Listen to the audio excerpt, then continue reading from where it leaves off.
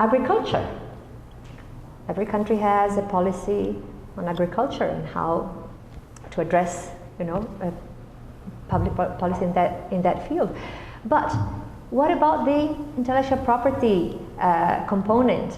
If you have to, if the idea is to favor the development of new crops, okay,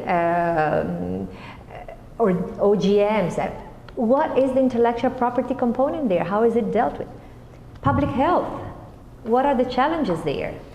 Are we talking about creating, importing medicine, drugs? Are we talking about enabling an environment for research and for the manufacturing of drugs locally? Those are the kind of issues that we're talking about. Tourism. How many countries are also in the process of developing their own position with regard to tourism, and what are the IP issues behind it? So this integration of intellectual property with other national policies is what we are looking at when we are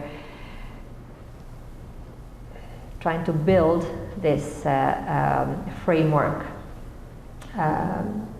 at the national level of intellectual property. So, and the last point is just a corollary. An IP strategy may sometimes be referred to as innovation strategy, but with that particular reference to the role of IP in this process. Now, why is it necessary for a country to develop an IP strategy? Starting from the premise that all nations have an inherent creativity and innovative potential.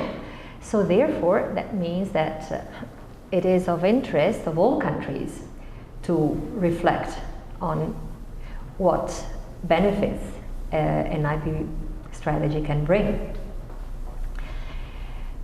It's important, necessary, and useful because it may strengthen the country's capability to generate, protect and manage and use economic and socially valuable IP assets.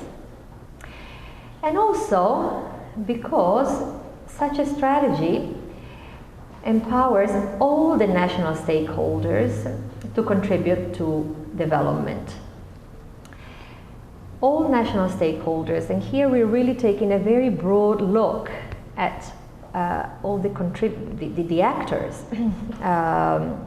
So we're talking about not only the government side, but we're talking obviously about the private sector. We're talking about the inputs that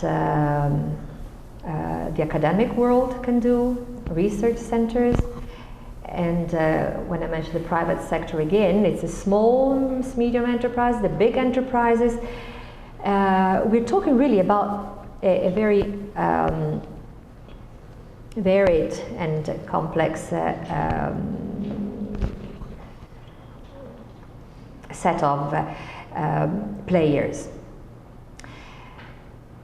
Then the strategy is important because it supports the development of institutions and human capital, as we say in universities, research institutions, etc., in all the different productive areas. And now let's